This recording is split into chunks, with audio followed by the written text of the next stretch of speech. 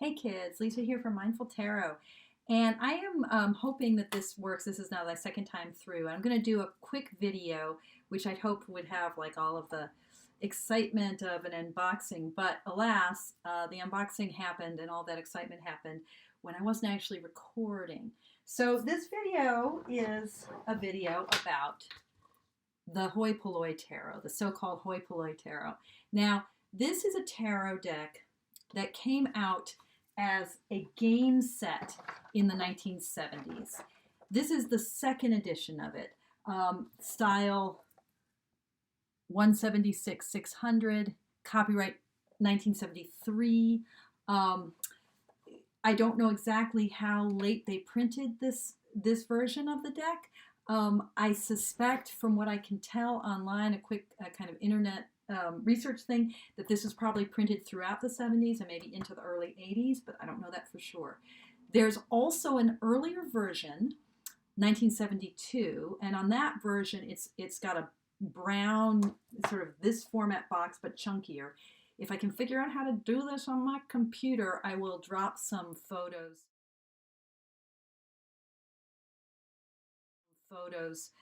from eBay of an earlier version of that. That 1972 version, to get that in decent condition, that's pretty scarce on eBay and can run you, up to like $80 or a little bit more for a really nice version of it. This one I got on eBay actually from a dealer in Oregon, and the price was awesome, like $25, for a shrink wrapped, sort of pristine, what I call time warp version of this. And if you just look at the box, I've now taken it out of the shrimp wrap, but if you look at the box, it was just immaculate because it was wrapped in shrink wrapped. Now, what's really clear to me, and this is the part that I captured on non-film because I wasn't actually filming it, it was very cool and very suspenseful. You missed a great bit of YouTube tarot drama.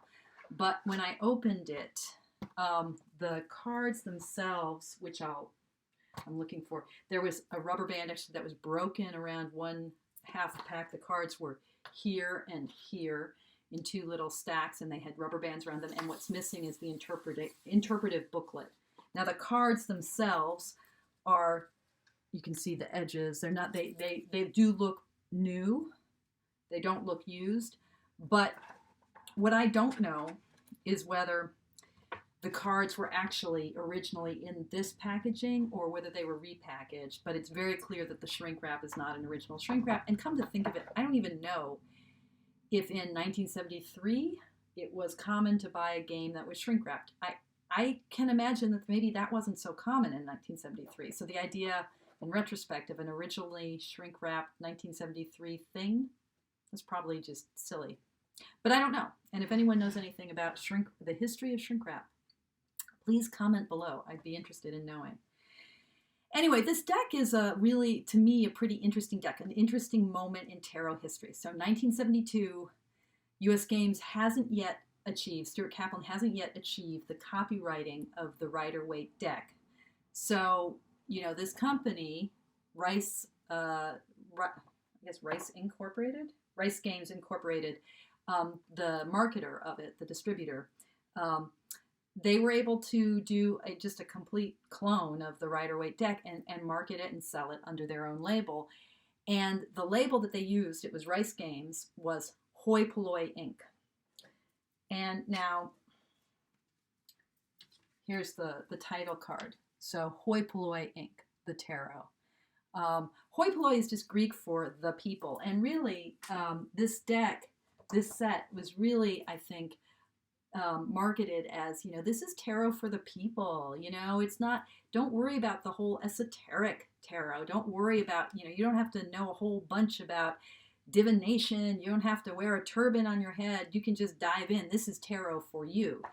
And so everything about the packaging and the imagery, cards that tell people about themselves and their future, the copy that goes along with this deck, everything about it is to kind of demystify and bring you in and make you feel like, yeah, you too. You don't have to be psychic. You too can read tarot. And then also there's this whole section on games.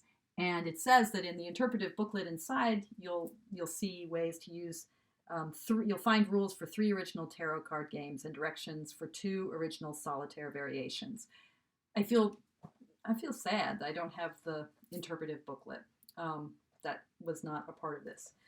But, I took a gamble that this shrink-wrapped, apparently pristine edition of this deck would give me this time warp version with a beautiful interpretive booklet. And I didn't get that, but I did get the cards.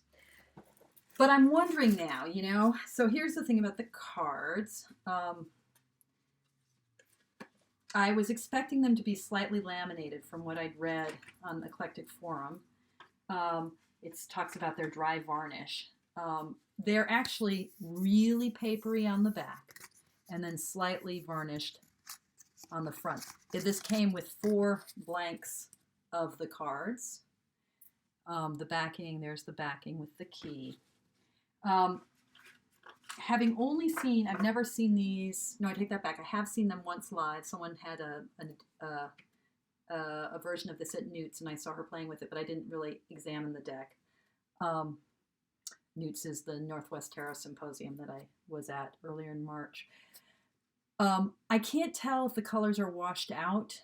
They look a little washed out from what I've seen online, but if you can see that sort of sense of the felt marker, sort of the way in which the coloring is washed, that is something that everybody talks about with this deck, that the colors have that sort of like the green, the lozenge green there, and how it looks like it was done with a marker.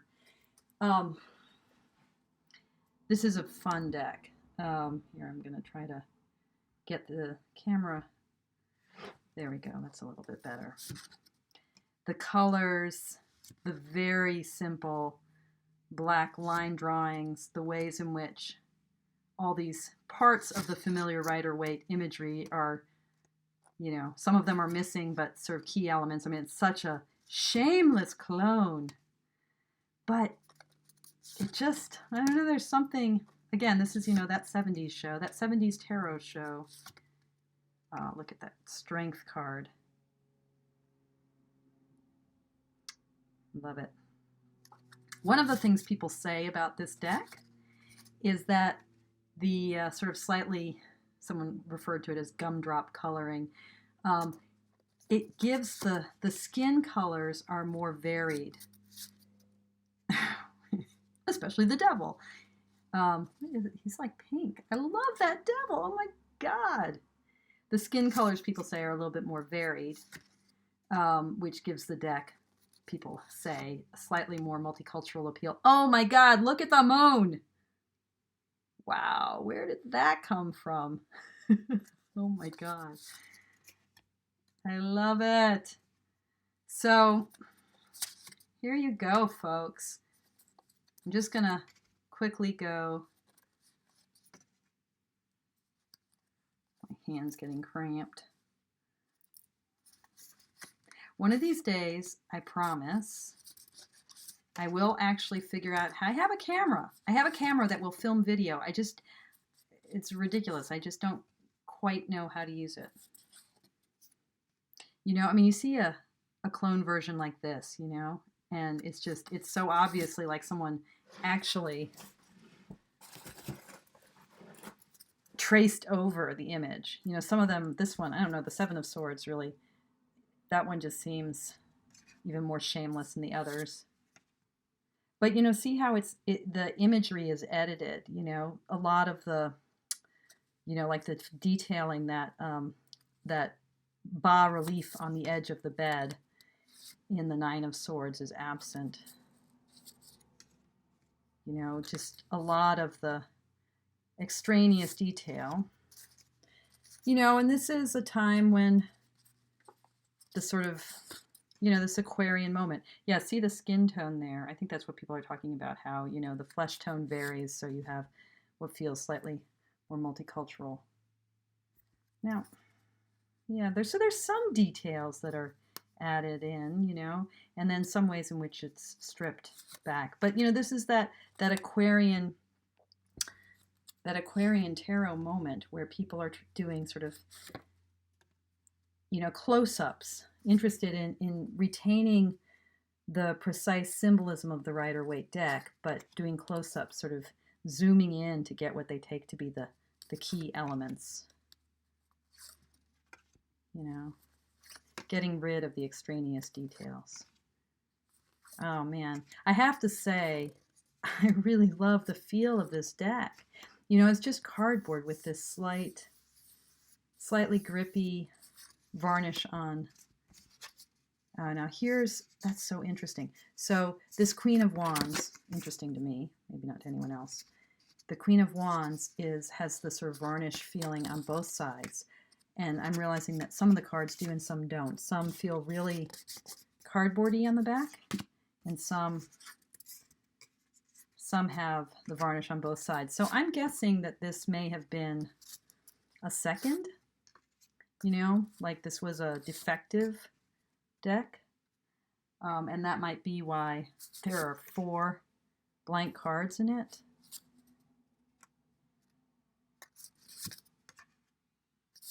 I don't know though. Oh, I love it. I love the Gothic, the black letter print. So I'm just going through this whole deal.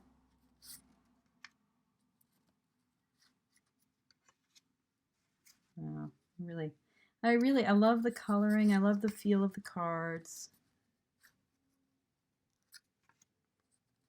I love the editing.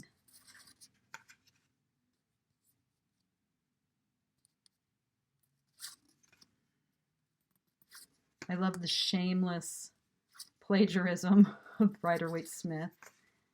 I love the fact that I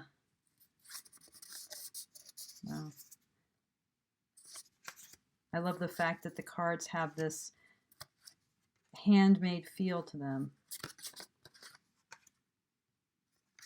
And I even kind of love that I ended up with something that's imperfect, even though it's sort of time warpy, that I don't really know, when this particular deck came from, that I don't really know what its relationship to this particular box is. I don't know who had it. I don't know why it was in that storage locker. That's part of what's so wonderful about buying vintage decks is, that the mystery, you don't know. You have a sense of holding history in your hands. And with tarot, it's all about history, right? It's all about these cards that have come to us over the centuries, whose meaning we may have invented. It may have, been passed down by initiates. I tend to personally not really buy a sort of esoteric, initiate sort of storyline. I don't feel like I need it. I feel like the mystery of history is itself deeply satisfying, and that's what these cards are all about. How humans create meaning and pass it on, and in ways that feel like a game, in ways that feel dead serious, in ways that enrich us, in ways that enrage us, in ways that just keep us guessing moment to moment. Anyway, so the Hoi Polloi Tarot, Tarot of the People. Here it is. Okay, catch you all later. Bye. Hey kids, just a little coda, a little PS, postscript. I did a little more internet sleuthing and looked at a lot more eBay images and thought a little bit more about it. What I'm pretty sure that they did in fact print this deck at least up through 1981, because I saw an eBay version of it with the white cardboard insert for this purple box has, and the interpretive booklet had a copyright of 1981 on the inside cover. So I think that this version is not it was not done in 1973. I think it was made and probably printed at sometime after 1981. I also am pretty clear that these are less vibrant colors, that there is an issue with the backs. Some of them, I don't know if this is going to show up. This one is more varnished on the back. This one is really matte. You can maybe see the color. Yeah, you can see the difference in the color. So that seems to me to indicate something's amiss with this deck. I don't think that there were bootleg versions. I mean, it's already a bootleg. It's already a bootleg deck.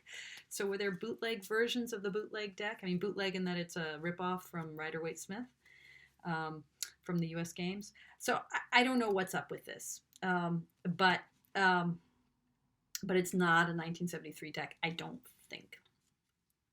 1981 maybe authentic.